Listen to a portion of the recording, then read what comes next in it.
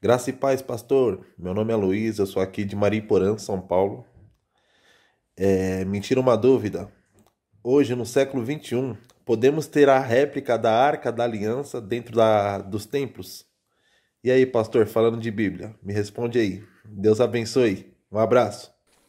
Shalom, shalom, meus amigos. Mais uma vez, a gente está aqui interagindo com os nossos seguidores do canal Falando de Bíblia. E é um prazer agora falar com o irmão Luiz de Mariporã, São Paulo. Irmão Luiz, representando o povo paulista. E a gente fica muito feliz de poder responder aos nossos irmãos espalhados por todo esse Brasil. E a pergunta é: pode-se num templo cristão, evangélico, como você queira chamar, numa comunidade, ter a Arca da Aliança, que era um símbolo dos hebreus, ou é até hoje, para os hebreus, um símbolo de grande importância, dentro das nossas igrejas, nossos templos? E aí? Rapaz, de cara eu respondo que não. Não, não e não. Que isso, pastor? Olha, tem muita gente confundindo as antenas e as bolas e o que quiser confundir. Como diz a turma carioca. Vou usar o carioquês, ok? Eu não sou a favor que se use a menorá, que é o candelabro, dentro dos nossos templos. Eu não sou a favor que se coloque a bandeira de Israel dentro da igreja. Eu não sou a favor de que usemos os talits, que são os chales de orações, ok? Não sou a favor que se use o quipá dentro dos nossos templos, porque o quipá nem referência bíblica tem. Você vai encontrar referência bíblica do véu para as mulheres. Quipá na cabeça de homem, não. Isso é tradição judaica. Você vai encontrar no Talmud, no Midrash e alguma coisa lá do assunto na Pirkei Avot, ok? Então, assim, eu citei 3 livros de sabedoria dos judeus: Talmud, Midrash e Pirkei Avot. Então, quando a gente olha para a Bíblia, e ele está falando de um utensílio chamado Arca da Aliança. Em outras traduções da Bíblia, chama-se Arca do Concerto, ou a Arca do Ciúme de Deus. São 3 expressões bíblicas para o mesmo objeto. Hebreus, capítulo de número 9, falando de Bíblia, Hebreus, capítulo de número 9, escrito está: porque um tabernáculo estava preparado, o primeiro, em que havia o candeeiro e a mesa e os pães da proposição, ao que se chama o santuário. Mas depois do segundo véu estava o tabernáculo que se chama o Santo dos Santos. 4. Que tinha o incensário de ouro e a arca do concerto, a arca da aliança, coberta de ouro toda em redor, em que estava um vaso de ouro que continha o maná. Olha os utensílios que tinham dentro da arca. Olha que coisa interessante. Em que estava um vaso de ouro que continha o maná, e a vara de Arão que tinha florescido, e as tábuas do concerto, ou seja, as 2 pedras lavradas por Moisés, onde tinha escrita do próprio dedo do nosso eterno Deus. E sobre a arca os querubins da glória, que faziam sombra no propiciatório, das quais coisas não falaremos agora particularmente. Isso é o autor desconhecido falando aos crentes da diáspora, aos hebreus, ok? E que ele estava trazendo um assunto em voga sobre uma questão. E essa questão ele estava fazendo uma alusão às coisas passadas e comumente a gente olha para esses versos aqui e não presta atenção nele. Por exemplo, quando você abre a sua Bíblia no livro dos Salmos, Salmo de número 78, para a gente entender pelo menos o que é o maná ali num vaso de ouro. Você vai ver a referência bíblica, Salmo de número 78, verso 24. E fez chover sobre eles o maná para comerem, e lhes tivesse dado do trigo do céu. Verso 25. Cada um comeu o pão dos anjos, ou em outras traduções, os poderosos, e lhes mandou comida com abundância. Versos 24 e 25 do Salmo de número 78. Só para você ter uma ideia deste memorial que estava dentro da arca, o maná. E é interessante porque a palavra para maná no hebraico é mazé, que é isso.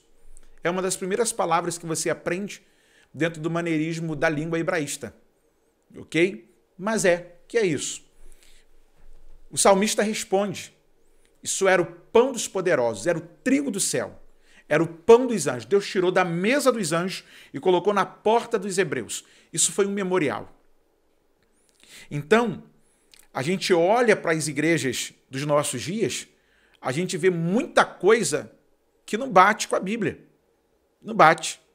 Por exemplo, quando a gente abre a Bíblia em Jeremias, falando de Bíblia, capítulo de número 3, eu vou ler o verso 15 e o verso de número 16, para você entender como é a coisa. E vos darei pastores segundo o meu coração, que vos apacentem com ciência e com inteligência. 16. E sucederá que, quando vos multiplicardes e frutificardes na terra naqueles dias, diz o Senhor, nunca mais se dirá a arca do concerto do Senhor, nem lhes virá o coração delas, nem se virá o coração,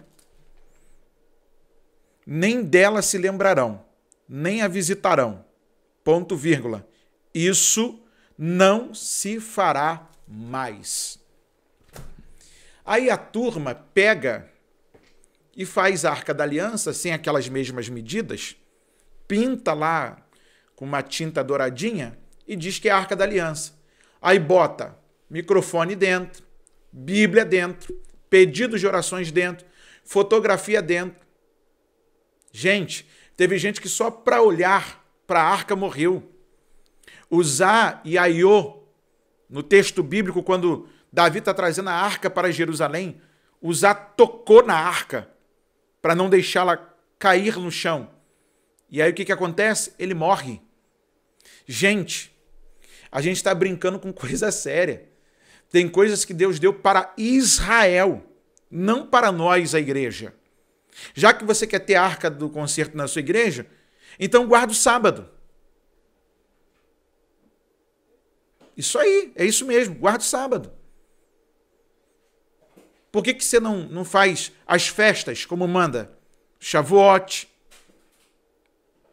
Pentecoste, a festa das primícias, a festa de Pessa. Então você gosta de uma coisa, mas não gosta de outra. Então, por que você não pega e traz o dízimo do cominho, do coentro, dos cereais?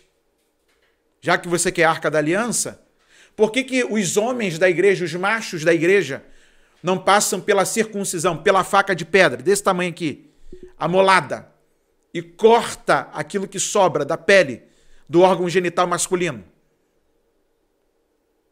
A gente anda se engasgando com mosquito e engolindo um camelo, gente. Não, meu querido irmão Luiz, São Paulo. A resposta é em absoluto não. Cristo é o nosso centro de tudo, nosso grande sumo sacerdote. Hoje, a arca, nós podemos dizer que somos nós mesmos, porque nós contemos os grandes feitos de Deus. Temos dentro de nós o Espírito Santo. Temos dentro de nós a alegria da salvação. Temos dentro de nós os feitos de Deus. Então nós não precisamos de arca da aliança dentro dos nossos templos. O nosso grande problema é que a gente quer fazer aquilo que Deus não mandou, parecer com aquilo que nós não vamos chegar à altura e nós queremos recriar uma coisa que o próprio Deus já deu um limite. E você vai encontrar parte dessa história da Arca da Aliança, onde ela foi parar, justamente no livro de Macabeus, que é um livro apócrifo. Macabeus dá informação sobre onde poderia ter parado, historicamente, a Arca da Aliança. Hoje, os hollywoodianos já fizeram até filme com Indiana Jones, onde está a Arca da Aliança, a procura da Arca da Aliança. Na verdade, toda aquela trama é para a gente entender que Deus escondeu. E o que Deus escondeu, ninguém acha. Não adianta procurar. Ou seja, não adianta a gente trazer para o culto ou para os nossos dias aquilo que já foi. Ou seja, fiquemos com o evangelho puro e simples, como disse C.S. Lewis. e isso nos basta. Só que o povo não quer isso. O povo quer ato profético, arca da aliança, todo mundo tocando quando chega na igreja, a gente coloca a gente transvestida como se fosse sacerdote, sem ser da tribo de Levi, e que não são aquilo, não é aquilo.